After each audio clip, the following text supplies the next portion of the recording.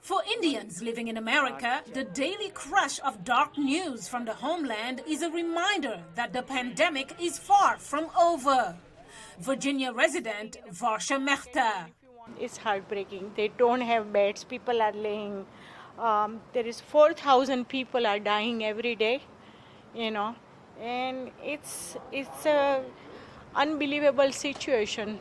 Indian Americans say the world's largest democracy was not adequately prepared.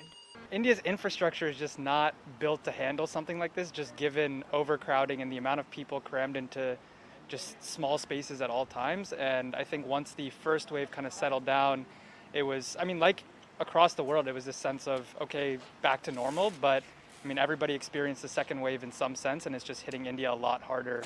I definitely have elders in my family who've gotten vaccinated or at least gotten first dose, but you can definitely tell that they hasn't been efficient enough, and you could say that that's the fault of the government probably, to not, be devoted to committing and getting the resources that they need before, lifting all these restrictions and saying that, COVID is not in India right now.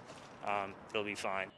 With over 20.2 million cases, India has the second highest number of COVID-19 infections behind the United States and the third highest number of deaths behind the U.S. and Brazil. Tuesday, White House Press Secretary Jen Psaki told reporters the United States is continuing to send aid to the hard-hit South Asian nation. 6 air shipments funded by USAID have departed the United States, 5 of which have already arrived in India. These flights include health supplies, oxygen supplies, N95 masks, rapid diagnostic tests, and medicine. And these are a lot of the components that the Indian government has expressed a vital need for.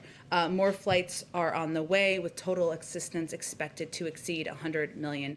But for many, the aid may be too late. Michigan resident Kalpana Bakad notes the impact on her family in India. I have lost an aunt. I have lost a sister-in-law to COVID.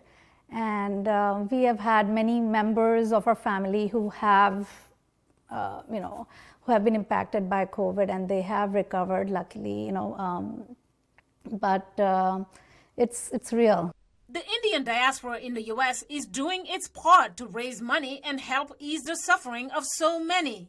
Indian American Chandru Asharia of Michigan. This is one time that the entire Indian American community has come together and is pouring, the kind of support that you see for the situation back in India is extraordinary. For the more than 4 million people of Indian descent in the U.S., a dichotomy of sorts as vaccinations increase in the U.S. and the pandemic rages on an ocean away. Mariama Diallo, VOA News.